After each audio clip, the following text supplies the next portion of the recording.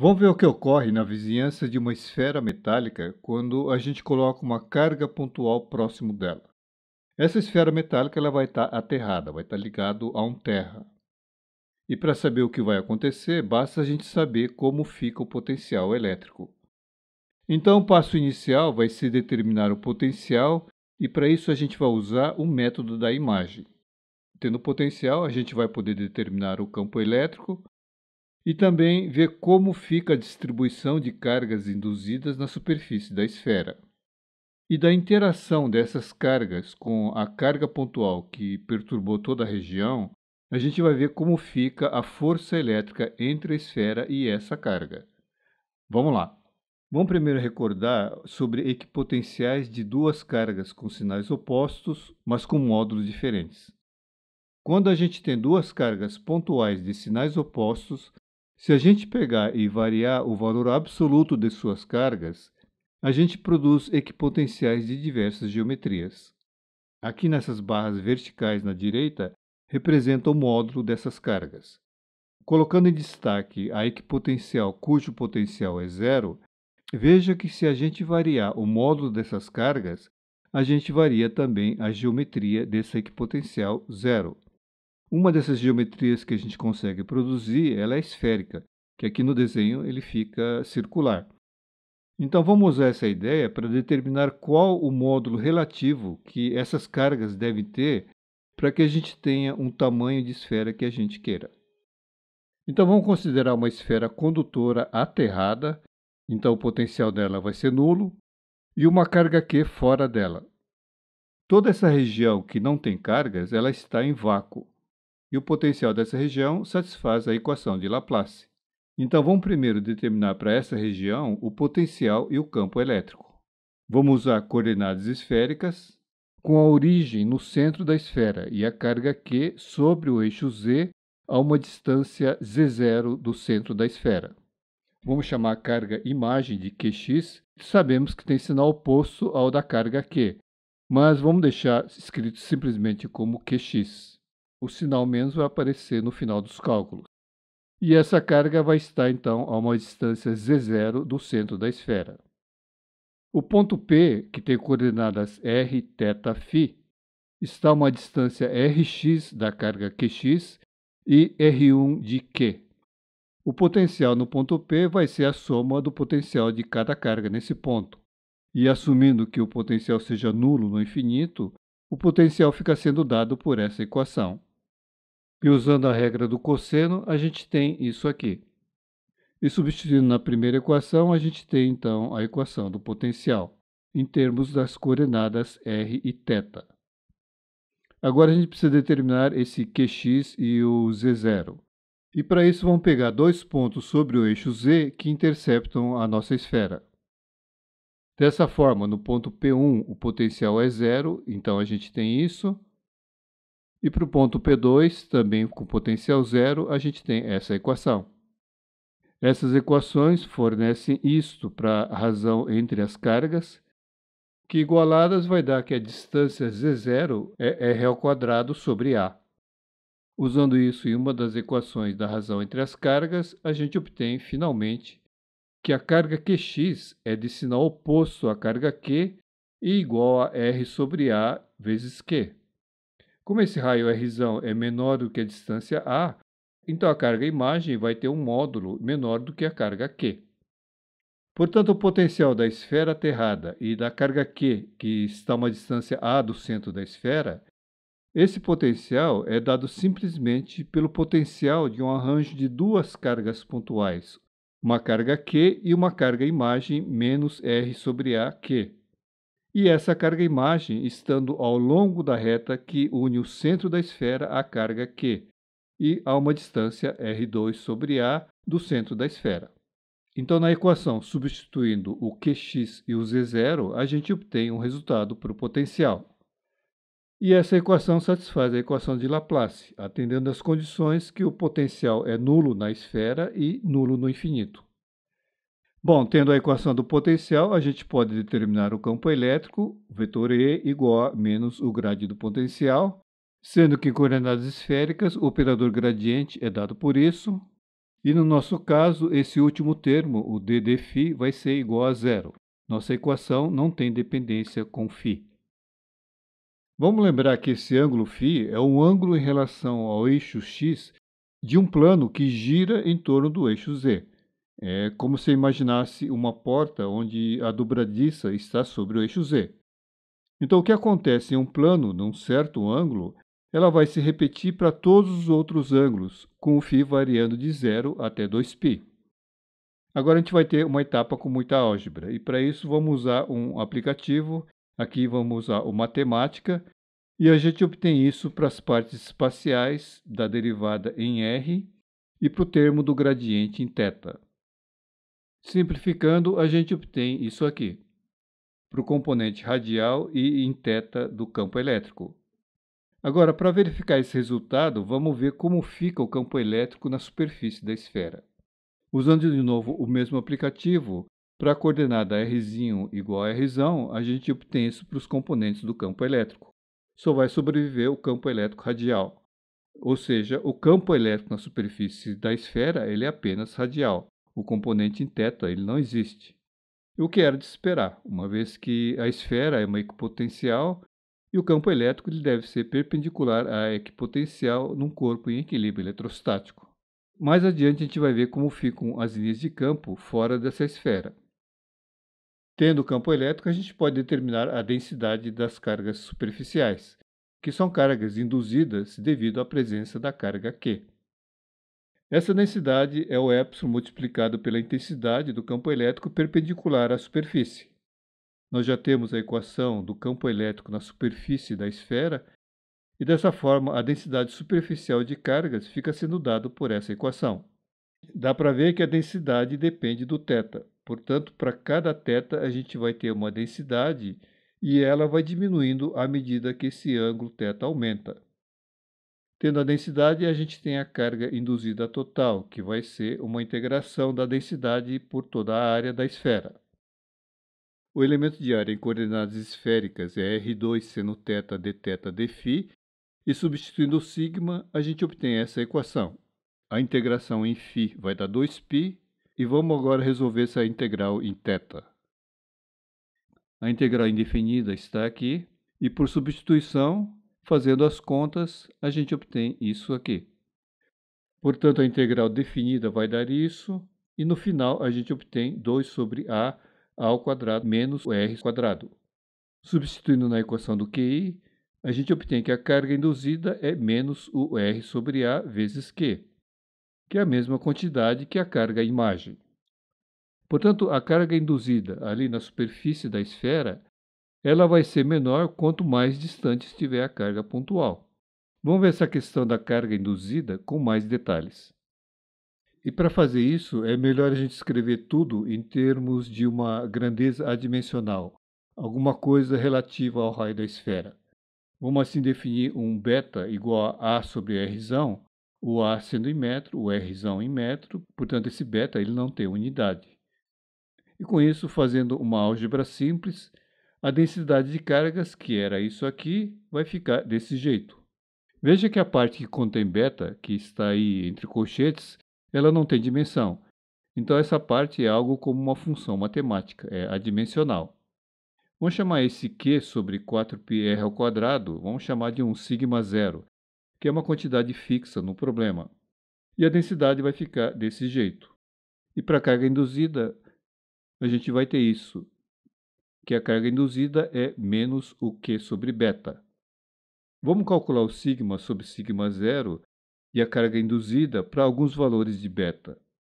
Então, para beta igual a 1,5, que é uma distância 1 vezes meia maior que o raio da esfera, o sigma sobre sigma zero e a carga induzida ficam desse jeito. Aqui para beta igual a 2, a distância é igual ao diâmetro da esfera. E para beta igual a 4, 4 vezes o raio da esfera, fica desse jeito. Fazendo um gráfico de sigma sobre sigma zero em função do θ, a gente obtém isso aqui. Lembrando que o θ é o ângulo de um cone, um ângulo que esse cone vai fazer com o eixo z, e o φ é um ângulo que gira em torno do eixo z. E como a equação de sigma não tem dependência com φ, Então, ao longo da intersecção desse cone com a esfera, a densidade de cargas vai ser igual em todos os pontos. Então, nessa parte aqui de cima, a gente tem uma densidade alta. Se a gente abrir o cone, ou seja, aumentar o θ, essa densidade diminui, que refere-se a essas cargas aqui embaixo. E pelo gráfico da densidade em função do θ, dá para ver que a densidade ela é alta em pontos onde o θ é próximo ao eixo Z. E depois a densidade vai diminuindo à medida que o θ aumenta, ou seja, à medida que o cone vai se abrindo. Agora, o beta é A sobre Rzão, o que significa que se eu aumento o A, ou seja, eu aumento a distância entre a esfera e a carga, dá para ver que a densidade de cargas vai diminuindo e também que a carga induzida também vai se tornando menor. Agora vamos ver como ficam as linhas de campo. Vamos ver essas linhas para os valores de beta igual a 1,5 e depois beta igual a 2 e depois beta igual a 4. A gente tem a equação do campo elétrico, que repetindo aqui, são essas equações. Usando essas equações dos componentes do campo elétrico, a gente pode escrever a equação da linha do campo elétrico, e com isso a gente pode obter o traçado das linhas de campo. Para simplificar, vamos usar um freeware que é disponível na internet. Para beta igual a 1,5, a gente tem isso aqui. O campo elétrico dentro da casca esférica ele é nulo. A gente obtém isso usando a lei de Gauss, usando uma superfície gaussiana esférica que passa por dentro do material da esfera condutora. Por esse desenho, dá para ver que as linhas estão mais concentradas no eixo que liga a carga ao centro da esfera. E as cargas induzidas estão distribuídas por toda a esfera, mais concentradas próximas a esse eixo principal. Veja que a carga induzida é menos 0,66 Q, ou seja, a carga que se encontra distribuída na esfera é negativa e corresponde a 66% da carga real. Para outros valores de beta, aqui eu tenho para beta igual a 2, que corresponde à distância da carga igual ao diâmetro da esfera. Veja que a quantidade de cargas induzidas é metade da carga externa, QI é igual a menos 0,5 de Q. Nessa figura, dá para ver que uma parte das linhas de campo se encerra na esfera e a outra parte vai para o infinito. E isso repete-se para outros valores de beta. Então, sempre a parcela QI da carga Q é a parcela cujas linhas de campo vão para a esfera e o restante vai para o infinito. Se a gente imaginar que essa carga Q, essa carga real, é uma esfera pequenininha, uma esferinha, parte dessa esferinha e a superfície maior, elas vão ter a mesma quantidade de cargas QI, mas com sinais opostos. E elas são superfícies correspondentes. Portanto, a capacitância entre essa esferinha e a esfera maior seria estabelecido por essas duas superfícies, a total na esfera maior e parcial na esfera menor. Vamos deixar em destaque essa região onde as linhas de campo das superfícies correspondentes estão localizadas, para lembrar que nem todas as linhas de campo da carga real elas vão se encerrar nessa esfera maior. E para beta igual a 4, onde a distância entre a esfera e a carga é 4 vezes o raio da esfera, a gente tem isso aqui, com uma carga induzida de menos 0,25 do Q, 1/4 da carga Q. Portanto, o que a gente tem é que a diferença entre a quantidade de cargas, que seria o módulo das duas cargas, refere-se a uma quantidade na qual as suas linhas de campo vão para o infinito. Apenas as linhas de campo de uma parcela igual a QI da carga Q, elas vão se encontrar na superfície da esfera maior. Repetindo então, se a carga pontual for tomada como uma pequena esferinha com uma carga total Q, apenas a parcela da área na superfície dessa esferinha, que tem uma quantidade QI, essa parcela de área e a superfície da esfera maior, elas vão ser superfícies correspondentes. E, portanto, a capacitância entre os corpos é determinada por essas duas superfícies. E podemos esperar que a capacitância vá diminuindo à medida que a gente se afasta da esfera maior. Observe que o campo elétrico no interior da esfera condutora ele é zero, e isso foi deduzido usando a lei de Gauss. Esse campo no interior do corpo ele não é devido à carga real Q e à carga imaginária Qx, como acontece fora da esfera. E esse campo é nulo tanto para a esfera oca como para a esfera maciça. E de modo geral, a gente pode estabelecer que o campo elétrico no interior de um condutor ele não pode ser determinado pela superposição dos campos da carga real e da carga imagem. Vamos ver agora a força elétrica na esfera. E para isso, a gente vai fazer o cálculo de duas formas. A primeira vai ser usando o arranjo da carga real com a carga imagem. Vamos lembrar que a força na esfera e na carga são iguais. Ela tem a mesma intensidade, mas sentidos opostos. É uma força de atração. Vamos primeiro usar cargas pontuais. Então a gente tem um arranjo com uma carga positiva e uma carga negativa, e a força Q, que pela lei de Coulomb é essa aqui. E como a carga QX tem sinal oposto, a força na carga Q fica desse jeito, com o sinal menos para indicar que a força é no sentido oposto ao eixo Z. Portanto, a força na esfera, que vai ter sentido oposto, vai ser isso aqui. Agora vamos calcular de outro jeito, usando a força elementar numa superfície carregada.